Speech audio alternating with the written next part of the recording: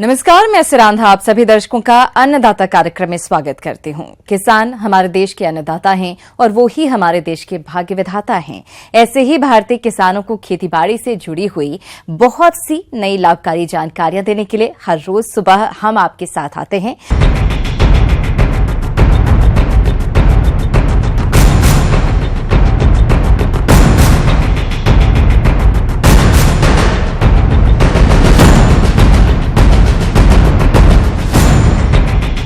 देश के अन्नदाता हैं आग से परेशान, किसानों पर पड़ रही दो तरफा मार, बढ़ता तापमान सूखी फसल के लिए हुआ घातक, बिजली के तार और ट्रांसफार्मर के कारण फसल हुई जलकर खाक, सालाना सैकड़ों एकड़ फसल जलकर हो जाती है राख, आग के कारण किसानों की फसल हुई जलकर तबाह।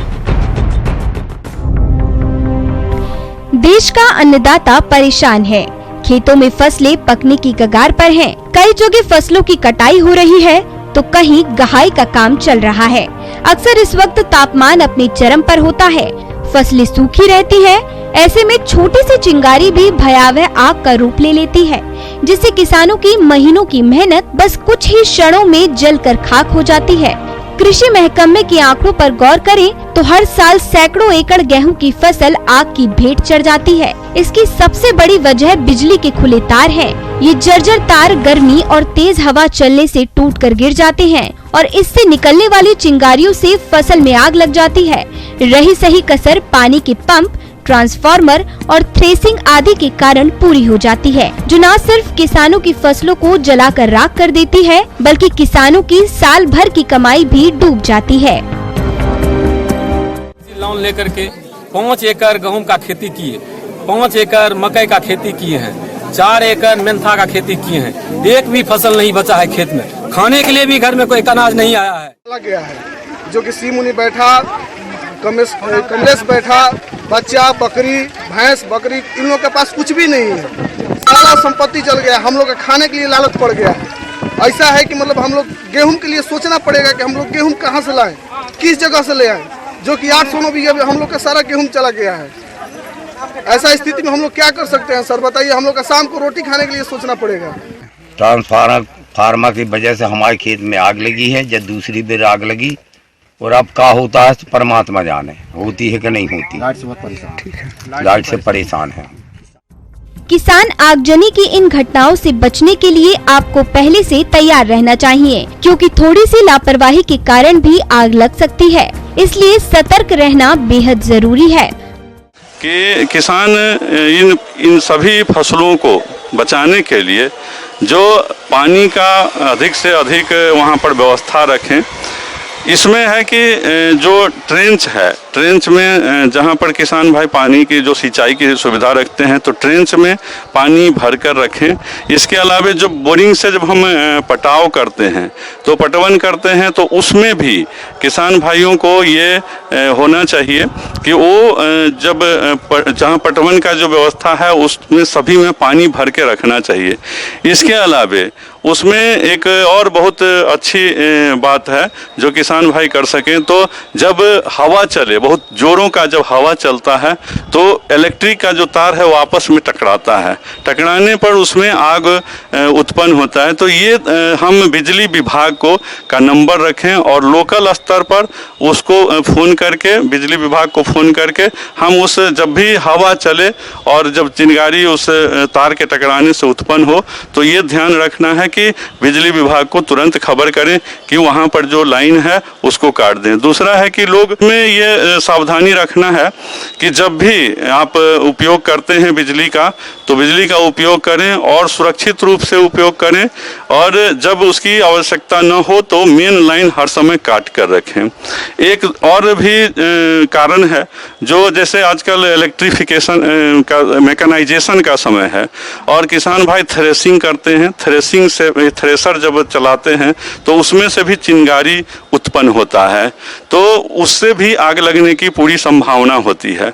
तो ये ध्यान में हर समय रखना है कि थोड़ा सा भी किसी प्रकार का धुआं या जो आग कहीं पर या चिंगारी दिखे तो उसको अविलंब पानी उस पर छिड़काव करके, और वहीं पर सावधानी ये रखना है कि वो जो प्रक्रिया जब हम करते हैं, जब थ्रेसिंग करते हैं तो उसको रोक देना है, और रोक कर हम मतलब उस आग को रोकने की प्रयास कर सकते हैं। आग से बचने के लिए खलिहान में फसलों को ऐसी जगह रखें जहां बिजली के तार या ट्रांसफार्मर ना हो। खलिहान में हमेशा पानी व्यवस्था रखें। फसलों की कटाई गहाई करते समय धूम्रपान नहीं करें और ट्रैक्टर से निकलने वाली चिंगारियों से फसलों को दूर रखें। खेत में सिंचाई पंप का इस्तेमाल करते समय ध्यान रखें, क्योंकि कभी-कभी शॉर्ट सर्किट और सार्किंग के कारण भी आग लग सकती है। फसल में आग लगने पर जल्द से जल्द बिजली के दफ्तर फोन कर लाइट बंद कराने को कहें। पेड़ों की हरी डालियों से आग बुझाने का प्रयास करें। आग लगने पर मिट्टी और बालू डालें। अपने घर पर अग्निशामक सिलेंडर रखें और आग लगने पर प्रयोग करें। आग लग जाने पर तुरंत अपने नजदीकी अग्निशामक कार्यालय में सूचना दें। फसलों के बीच खाई खोदकर आग को दूसरे खेतों में फैलने से रोकें। किसान भाइयों से यह भी अनुरोध है कि एक जागरूकता भी फैलाएं कि अगर हम हमारे खेतों में आग लगती है तो जो नज़दीकी जो फायर ब्रिगेड का जो ऑफिस है उस कार्यालय का नंबर अपने पास मोबाइल नंबर रखें और उनको तुरंत सूचना दें, ताकि जब आग लग जाए तो उसका नियंत्रण कर सके। दूसरा है कि जहां पर बहुत बड़े बड़े प्लॉट हैं किसानों का, वहां जब आग लगती है तो काफ़ी तेज़ी से फैलती है, तो किसान भाई अपने स्तर पर भी एक फायर एक्सटिंग्विशर आता है, उसको खरीद करके अपने घर में रखें और जब इस प्रकार का आग लगे तो उसका उपयोग करें। छोटे प्रयासों और सतर्कता बरतने पर आप फसलों में आग से होने वाले नुकसान को काफी हद तक कम कर सकते हैं। अपने प्रदेश में रबी फसलें परिपक्व अवस्था में हैं और बहुत से क्षेत्रों में इनकी कटाई हो रही है, लेकिन इस समय फसलों की कटाई के लिए आमतौर पर किसानों को मजदूर नहीं मिलते हैं, जिससे फसलों की कटाई गहाई में देरी हो जाती है। किसानों की समस्या को देखते हुए कंबाइन हार्वेस्टर यंत्र विकसित किया गया है। तो इस यंत्र की क्या खासियत है और किसानों के लिए ये किस प्रकार से उपयोगी है, आइए जानते हैं भारतीय कृषि अनुसंधान परिषद जिला रांची के मृदा और जल संरक्षण वैज्ञानिक डॉक्टर संतोष संभाजी माली से।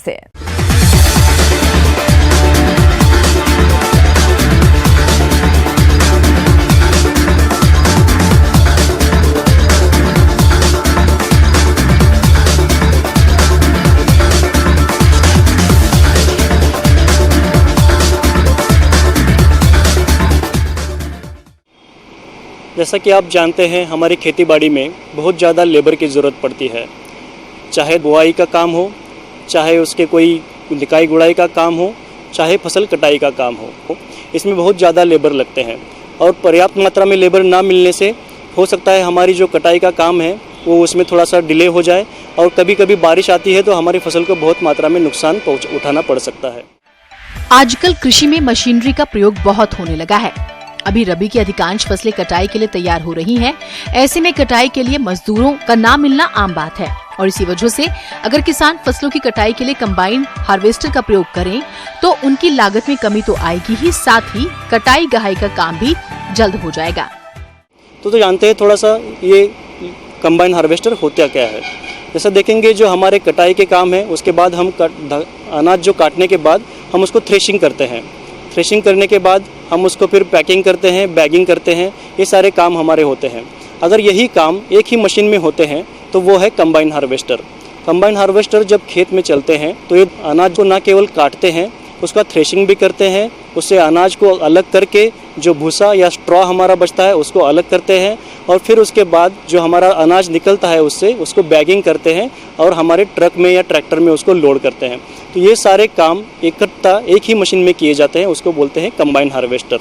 तो हमारे झारखंड या बिहार की परिस्थितियाँ अगर देखते हैं तो यहाँ पे बहुत ज़्यादा मैदानी टाइप के इलाके हैं जहाँ पे कंबाइन हार्वेस्टर सही ढंग से काम कर सकते हैं। इसमें जो मेन आगे का आता है, जो कटर बार जिसको बोलते हैं, वो लगभग 8 फीट का होता है और ये अलग अलग कैपेसिटी में आते हैं। जैसे देखेंगे 3 टाइप के कंबाइन हार्वेस्टर होते हैं, जिसमें जो पहला है वो सेल्फ प्रोपेल्ड होता है। इसमें अपना अपना मशीन होता है, रोड पे चलना हो या खेत में चलना हो वो अपनी मशीन का इस्तेमाल करके वो चल जाता है। लेकिन दूसरा एक जो टाइप है वो होता है ट्रैक्टर माउंटेड। तो ये है कंबाइन हार्वेस्टर दूसरे टाइप का। जो तीसरा कंबाइन हार्वेस्टर है, जो छोटे कंबाइन हार्वेस्टर छोटे किसानों के लिए होते हैं, वो होते हैं जो पावर टिलर हमारा होता है उससे चलते हैं, लेकिन ये बहुत ही छोटी कैपेसिटी के होते हैं।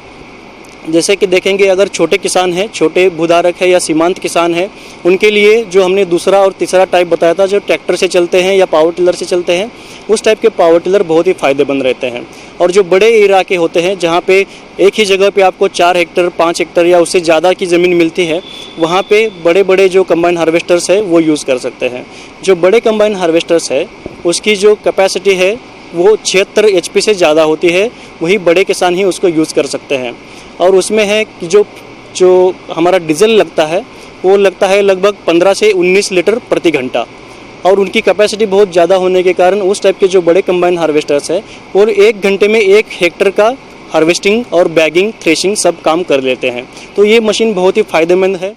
कंबाइन हार्वेस्टर से फसलों की कटाई गहाई करने पर कटाई लागत में कमी आती है, समय की बचत होती है, फसलों की कटाई गहाई एक साथ हो जाती है और इस मशीन से श्रेणीकरण एवं पैकिंग का काम भी आसानी से हो जाता है। ये मशीन कटाई के साथ साथ गहाई कार्य भी करती है और इसी वजह से इसकी कीमत ज्यादा होती है, लेकिन किसान यदि चाहे तो इस मशीन को समूह बनाकर खरीद सकते हैं। देखिए, ये जो कंबाइन हार्वेस्टर की हम लोग बात कर रहे हैं, ये आपके मन में ये सवाल आ सकता है कि ये कौन कौन से फसलों में अच्छे से हम इसको चला पाएंगे। तो जैसे देखिए, जितने भी अनाज फसलें हैं, धान है, गेहूं है, मकई है, सोयाबीन है, इन सब फसलों में हम कंबाइन हार्वेस्टर का सही ढंग से इस्तेमाल कर सकते हैं। और इससे है कि छोटे किसानों को परेशान होने की ज़रूरत नहीं है। यहाँ पे जो भी बड़े कंबाइन हार्वेस्टर है या मीडियम साइज़ के कंबाइन हार्वेस्टर है, उसका आप कस्टम हायरिंग बेसिस पे बड़े किसानों से ले सकते हैं, जिसका चार्ज लगभग 2000 रुपया प्रति हेक्टर चार्ज करते हैं, वो आप यूज़ कर सकते हैं। जो छोटे किसानों के लिए हम बोल रहे थे, जो ट्रैक्टर से चलने वाले होते हैं कंबाइन हार्वेस्टर, उसमें बहुत सुविधा रहती है। आप जब ज़रूरत है हार्वेस्टिंग की या कटाई की, उस टाइम पे आप ट्रैक्टर से उस कंबाइन हार्वेस्टर को जोड़िए, चलाइए, और जैसे ही सीज़न ख़त्म होता है आप उसको ट्रैक्टर से अलग करके रख सकते हैं और ट्रैक्टर बाकी कामों में इस्तेमाल कर सकते हैं। तो ये कंबाइन हार्वेस्टर है जिसकी लागत लगभग, जैसा मैंने बताया, 3 टाइप के होते हैं। जो बड़े होते हैं उसकी जो प्राइस है, उसकी जो लागत है लगभग 20 से 25 लाख तक आती है। जो मीडियम साइज़ के हमने बताया, जो ट्रैक्टर माउंटेड होते हैं, उसकी लागत लगभग 10 लाख के आसपास होती है। और जो छोटे हम बोल रहे थे, जो पावर टिलर से चलते हैं, वो लगभग 2.5 से 3 लाख तक हमारे कंबाइन हार्वेस्टर आ जाते हैं। तो जितना पैसा हम देख रहे हैं इसमें लगा रहे हैं, तो कोई किसान सोचेंगे कि इसमें लागत तो बहुत ज़्यादा है, हमें कहाँ से पैसा मिलेगा, हम तो इतनी पूंजी हमारे पास है नहीं। लेकिन इसके लिए एक बहुत सरल उपाय है। जैसे हम स्टेट गवर्नमेंट्स है, बिहार और झारखंड के गवर्नमेंट्स जो है इसमें सब्सिडी देते हैं। कृषि यांत्रिकीकरण पे बहुत ज़्यादा सब्सिडी उपलब्ध है, जैसे लगभग 40% तक की सब्सिडी राज्य सरकार हमें इसमें देता है। लेकिन यही है कि देखना है कि हमारे लिए कौन सा सटीक है। अगर हम अफोर्ड नहीं कर पा रहे लाने की, हमारे पास कैपेसिटी नहीं है नया खरीदने की, तो हम जो कस्टम हायरिंग सेंटर्स बोलते हैं, वहाँ पे कंबाइन हार्वेस्टर्स उपलब्ध होते हैं। जैसे भी किसी यूनिवर्सिटी में भी हो सकते हैं, तो वहाँ से हम लोग उसको हायर करते हैं। अब थोड़ा सा देखा जाए, इसको लेबर कंजम्पशन हमारा जो होता है, लेबर जो लागत होती है उसमें कटाई में या थ्रेशिंग में या बैगिंग में, तो वो देखेंगे 1 हेक्टर हमें अगर करना है तो लगभग 5 से 6 हज़ार रुपये का लेबर हमें इसमें लगता है। लेकिन हम यहाँ पे अगर कंबाइन हार्वेस्टर यूज़ करते हैं तो हमें सिर्फ 2000 रुपया प्रति हेक्टर पैसा पे करना है कस्टम हायरिंग के द्वारा। तो इस तरह से ये मशीन हम लोग ज़्यादा से ज़्यादा अपनाएं और हमारा जो हार्वेस्टिंग, थ्रेशिंग जो है, ये सब के काम इकट्ठा ही हो जाते हैं, कम समय में हो जाते हैं, बहुत ज़्यादा लेबर हमारा इसमें बच जाता है। तो इन सब मशीनों को हमें अपनाना चाहिए। धन्यवाद। किसान भाइयों, जैसा कि आप जानते हैं कि मछली पालन हमारे राज्य में तालाब और पोखरों में अधिकांश रूप से किया जाता है और किसान इससे अच्छा लाभ भी कमा रहे हैं। ये लाभ मिलने का ये सिलसिला यूं ही चलता रहे, इसके लिए जरूरी है कि आप मछली तालाब की देखरेख सही तरीके से करें, जिसके बारे में बता रहे हैं कृषि विज्ञान केंद्र जिला मुजफ्फरपुर के मत्स्य विशेषज्ञ डॉक्टर शिवेंद्र कुमार।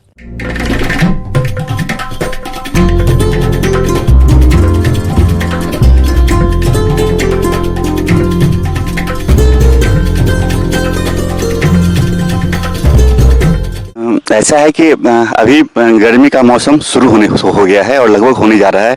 टेम्परेचर जो है वो अच्छी खासी बढ़ रही है।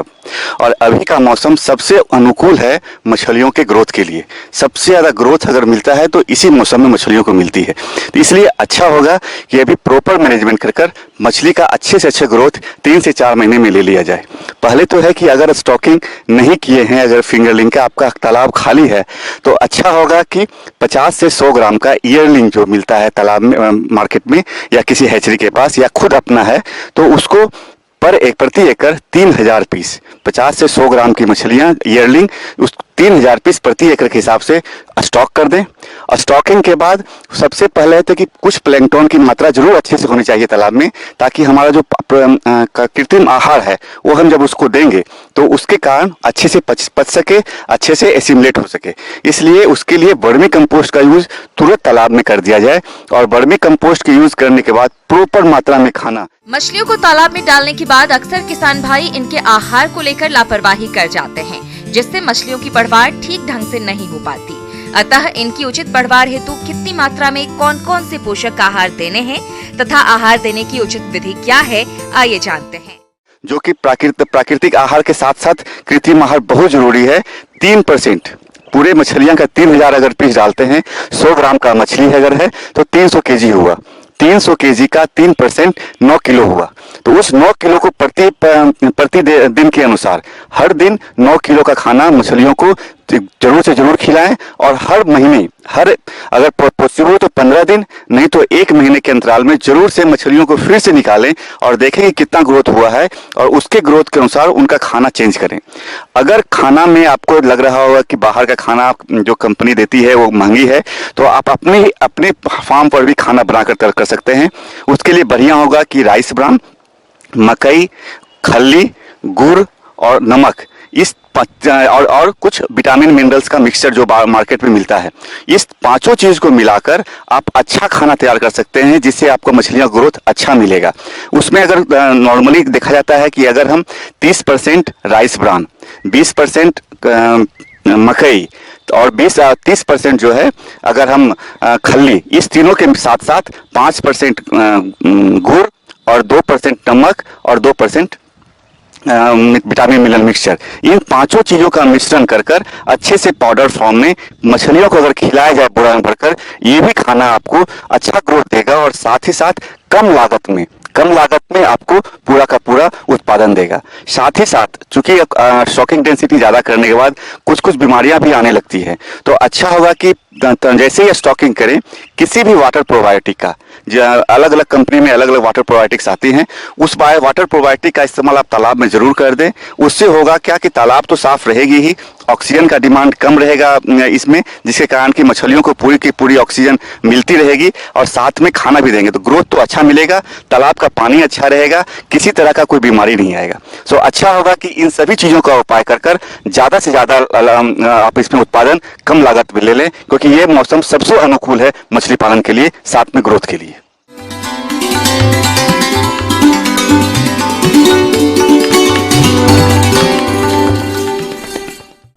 जॉन डियर अन्नदाता हेल्पलाइन निःशुल्क फोन संपर्क सेवा के माध्यम से आपके द्वारा पूछे गए प्रश्नों में से 1 या 2 महत्वपूर्ण प्रश्न को हम अपने कार्यक्रम में शामिल करते हैं। इसी के तहत आज का चयनित प्रश्न और उसका जवाब इस प्रकार है। अन्नदाता कार्यक्रम में आज जो प्रश्न हमने शामिल किया है उसे पूछा है खांजीपुर जिला मधुबनी से अजीत महतो ने।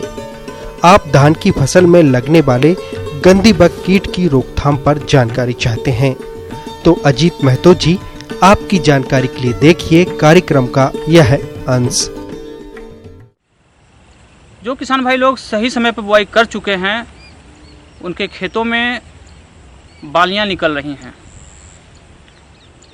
तो बालियां निकलते समय इसमें मुख्य रूप से समस्या जो आजकल आ रही है, जो कि अभी अर्ली स्टेज है, तो जो चूसने वाले कीड़े हैं, चाहे आपका गंधी बग हो या पत्ती से रस चूसने वाले कीड़े हों, इन सब की भी समस्या आ रही है। क्योंकि गंधी बग ऐसा कीड़ा है, अगर इसका हम समय पे नियंत्रण नहीं करते हैं तो देखते देखते ये बालियों का रस चूस जाता है और दाने का भराव नहीं होता है, दाना खखड़ी में बदल जाता है। तो यथासंभव जो ही बालियों में परागण आ जाते हैं। परागण आने के बाद कुछ दवाएं जो है देना चाहिए, जिसमें पहला है इमिडाक्लोरपीड। इमिडाक्लोरपीड 1 ml दवा 3 लीटर पानी में घोल करके खड़ी फसल पे छिड़काव कर दें। यदि मौसम साफ सुथरा है, बरसात की कोई गुंजाइश नहीं है अगले 2 दिन तक, तो ऐसे कंडीशन में खालीडाल पाउडर को 12 से 15 किलोग्राम प्रति हेक्टेयर प्रयोग कर सकते हैं। इससे भी ये सभी कीड़े नियंत्रण में आ जाते हैं। अब आइए कल दिखाए जाने वाले कार्यक्रम की मुख्य झलकियां देख लेते हैं। स्टोरी पर यंत्र से फसलों की कटाई के बाद बचे अवशेषों से बनाए पशुओं के लिए चारा।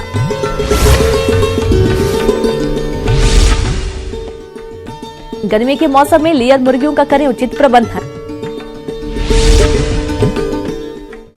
हम उम्मीद करते हैं कि आज का ये कार्यक्रम आप सभी दर्शकों के लिए काफी उपयोगी रहा होगा। किसान भाइयों, अन्नदाता आपकी सेवा के लिए संकल्परत है। कृषि संबंधित समस्या एवं सुझावों के लिए आप हमें इस पते पर संपर्क कर सकते हैं। प्रोड्यूसर अन्नदाता, news 18 Bihar Jharkhand, Ramoji film city Hyderabad 501512। साथ ही आप हमें ईमेल भी कर सकते हैं। हमारा ईमेल है p18annadatabihar@nw18.com। इसके अतिरिक्त आप हमें जॉन डियर निःशुल्क हेल्पलाइन नंबर 180041921555 पर सोमवार से शनिवार सुबह 10 बजे से शाम 4 बजे के बीच संपर्क कर सकते हैं। किसान भाइयों, अब समय हो रहा है आपसे विदा लेने का, तो हमारी पूरी अन्नदाता टीम को दीजिए इजाजत। कल फिर आपसे मुलाकात होगी कृषि संबंधित कुछ और महत्वपूर्ण जानकारियों के साथ। नमस्कार।